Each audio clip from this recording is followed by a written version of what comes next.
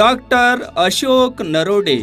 Doctor Ashok ನರೋಡೆ ಅವರ ಸೂರ್ಯೋದಯದ ನಾಡು Japan ಪ್ರವಾಸ ಕಥನ ಕೃತಿಗೆ 2024ನೇ ಸಾಲಿನ ಬಸವ ಪುರಸ್ಕಾರವನ್ನು ಶರಣ ಸಾಹಿತ್ಯ ಮತ್ತು ಸಾಂಸ್ಕೃತಿಕ ಸಮ್ಮೇಳನದಲ್ಲಿ ಪಾಳಾದ ಶ್ರೀ ಸುಭಾಷ್ ಚಂದ್ರ ಪಾಟೀಲ್ ಸ್ಮಾರಕ ಜನಕಲ್ಯಾಣ ಟ್ರಸ್ಟ್ ವತಿಯಿಂದ ಇವರಿಗೆ ರಾಜ್ಯ ಮಟ್ಟದ ಬಸವ ಪುರಸ್ಕಾರ ಪ್ರಶಸ್ತಿ ನೀಡಿ ಗೌರವಿಸಲಾಗುತ್ತಿದೆ.